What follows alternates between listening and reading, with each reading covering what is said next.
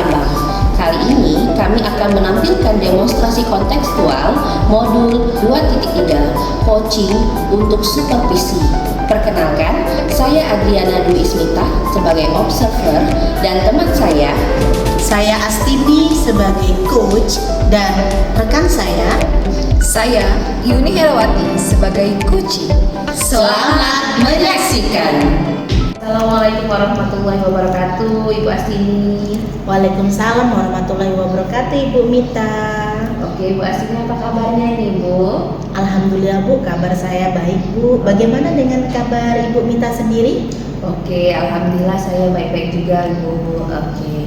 Nah, Ibu hari ini akan melakukan coaching, Bu, ya? Iya, Bu, benar, Bu.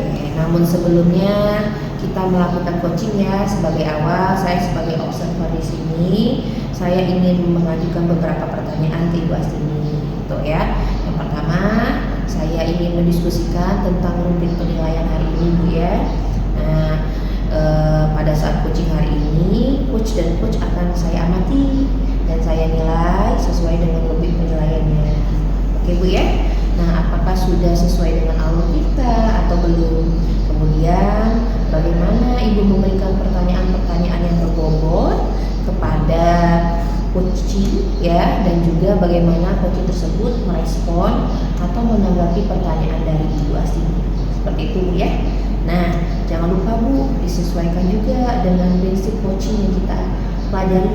Yang pertama itu kemitraan, yang kedua proses berpikir kreatif, dan ketiga memaksimalkan potensi.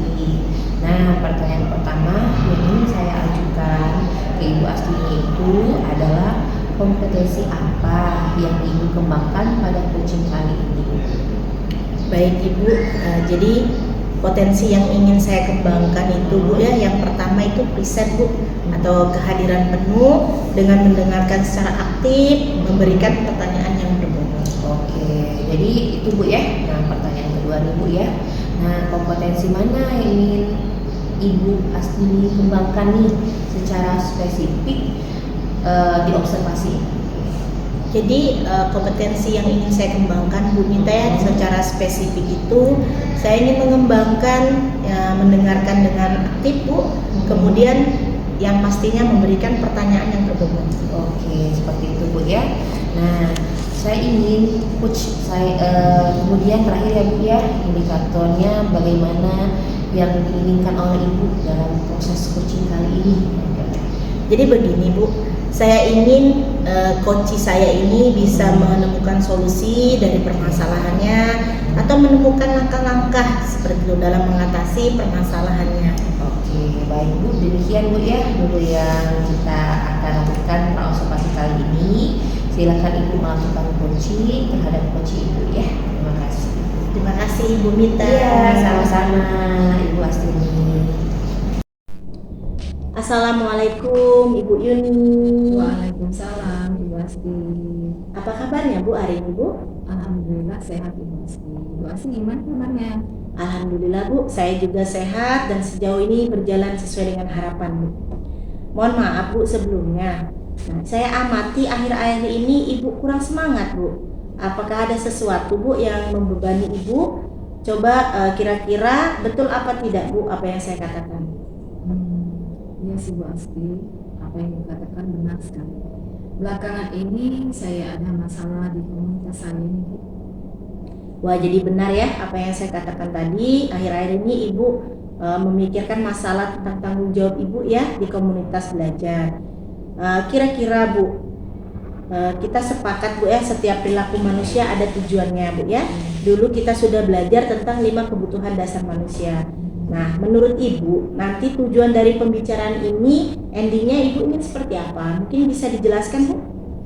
Setelah dari akhir percakapan kita nanti, saya berharap saya bisa menemukan jalan keluar dari dan juga solusi dari masalah yang saya alami serta langkah-langkah apa yang harus saya lakukan kemudian. Baik, maaf saya konfirmasi, Bu, ya. Setelah melakukan percakapan, Ibu berharap dapat menemukan langkah dan solusi dari permasalahan yang Ibu alami, ya. Nah, kemudian sehingga seperti Ibu bisa ceria seperti biasanya, Bu, ya. Untuk selanjutnya, bisakah apa yang menjadi ganjalan hati dan membuat masalah sehingga tidak bisa cerita seperti hari-hari ceria seperti hari-hari biasanya, Bu? Mohon disampaikan, Bu, permasalahan yang dihadapinya. Begini, saya ini adalah ketua praktisi dari komunitas belajar di sekolah saya. Jadi program awal saya yaitu menyusun KKG di awal tahun. Nah, pada program kegiatan saya ini sudah berjalan 3 kali di sekolah. Tapi ada satu teman saya ini tidak bisa datang dan hadir karena ada alasan tertentu yang disebutkan seperti itu, Bu. Jadi saya ini kepikiran.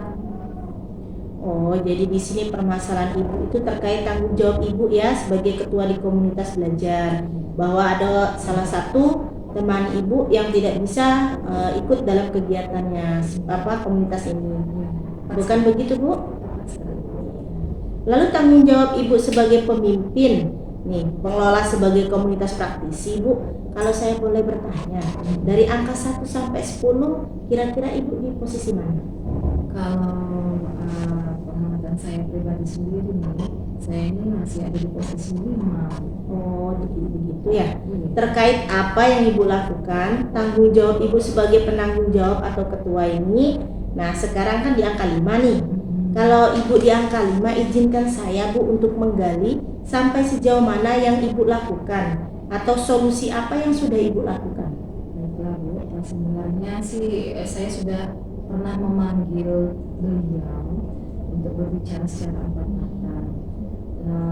Terus beliau juga mendengarkan dan berjanji juga untuk ikut dalam kegiatan tersebut.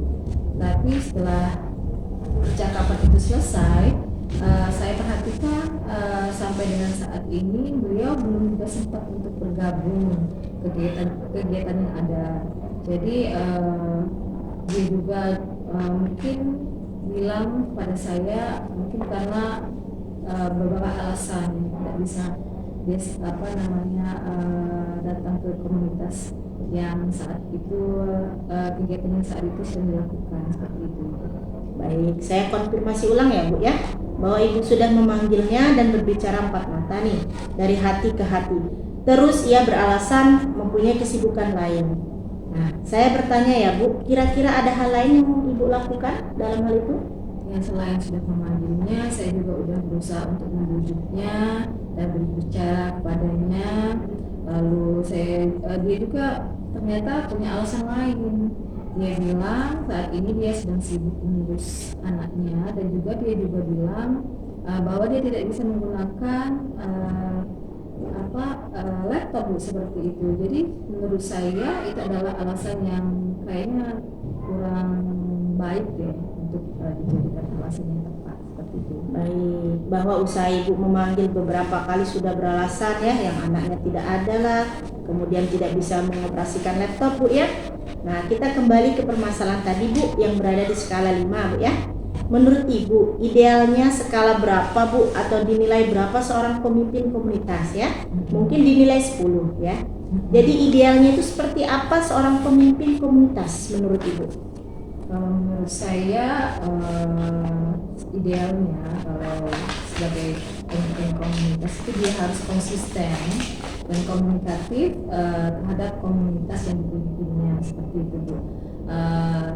Saya juga di sini sudah berusaha untuk membujuk teman tersebut dan juga membangun keyakinan serta memberikan pengaruh-pengaruh positif kepada teman-teman yang hadir pada saat kegiatan tersebut. Berharap adanya rasa ikut ataupun senang dalam kegiatan itu. Dan juga sebagai seorang pemimpin, saya juga berharap semua anggota praktisi di komunitas saya itu meningkatkan mutu kualitas dari kegiatan tersebut sehingga menemukan ilmu-ilmu baru yang nantinya akan dikembangkan dan diimplementasikan dalam pembelajaran sehari-hari seperti itu. Oh, jadi terkait dengan kompetensi Ibu ya, Bu ya, sebagai pemimpin tadi, idealnya sebagai ketua komunitas tadi itu harus mampu berkomunikasi positif, Bu ya. Kemudian menghadirkan pembimbing tadi Ibu bilang kemitraan psikologi ya. Saya sedikit bertanya Bu supaya gambarannya jelas nih. Untuk memberikan gambaran nih Bu, bentuk implementasi apa yang akan Ibu lakukan? Terima kasih Bu. Jadi menurut saya yang akan saya lakukan dalam bentuk komunitas positif, terus saya akan mempengaruhi komunitas yang ada dan memberikan kesan kepada komunitas-komunitas yang ada sesuai dengan program-program yang memang sudah tersusun dengan baik. Baik, jadi bagus sekali Bu rencana Ibu ya. Lalu bagaimana Bu? Idealnya kedua yaitu Ibu akan menghadirkan pembimbing dan psikologi tadi Bu ya. Kira-kira bentuknya itu seperti apa Ibu? Saya akan melakukan identifikasi terhadap suasana-suasana hati dari anggota-anggota, bagaimana mereka mengelola stres, mengelola rasa kurang nyaman yang ada di pikiran mereka, sehingga kegiatan komunitas yang nantinya akan berlangsung ini menjadi lebih baik seperti itu. Baik, ini tentang kecerdasan sosial emosional berarti Bu ya. Iya. Di sini saya menangkap tadi dengan posisi teman-teman yang seperti itu idealnya di posisi 5 Bu ya. Iya. Nah, planning Ibu ke depan seperti apa atau aksinya itu seperti apa Bu? Kemudian Ibu ingin menaikkan level 5 itu menjadi berapa dan seterusnya. Oke, terima kasih Bu. Sebelumnya dari level 5 itu saya berharap saya bisa naik ke posisi level 8 seperti itu. Nah, untuk menaikkan posisi di level 8 itu saya perlu berpikir keras juga untuk menemukan ide-ide dan juga mencari solusi dari masalah-masalah yang ada sehingga kegiatan-kegiatan yang ada itu dapat berjalan dan tersusun dan terprogram dengan baik. Wah, itu sebuah planning yang deskripsinya komplit Bu ya dan cukup jelas tentang aksi nyata yang Ibu lakukan untuk mencapai angka 8. Nah, jadi kira-kira Bu, kapan sih Ibu akan melakukannya? Kalau menurut saya sih secepat mungkin sih Bu. Kalau saya mau sih dalam kurun waktu 1 minggu ke depan sih Bu. Baik, itu sangat bagus sekali Bu ya.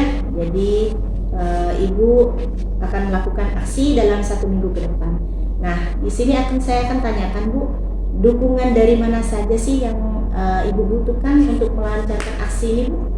Oke, kalau menurut pendapat saya karena kita ada di lingkungan sekolah, jadi pertama kita harus memerlukan dukungan dari atasan yaitu kepala sekolah, lalu rekan-rekan sejawat guru-guru yang ada di sekolah kita, dan terakhir tidak terlepas dari dukungan dari siswa-siswa yang ada di sekolah. Baik, oke, bagus Bu ya. Jadi Ibu di sini saya ingin bertanya lagi Bu, apakah Ibu ada batasan waktu Bu? Kapan aksi ini akan dilakukan dan apakah ada refleksi? Sebenarnya sih saya berharap saya bisa melakukan ini dalam kurun waktu 1 bulan ke depan, dan saya ingin melakukan refleksi, saya ingin melakukan perbaikan-perbaikan ke depan serta mencari solusi-solusi yang nantinya akan menjadi ide-ide yang lebih baik untuk kegiatan yang lebih baik. Wah, itu luar biasa sekali Bu. Nah, saya ucapkan selamat bekerja Bu ya.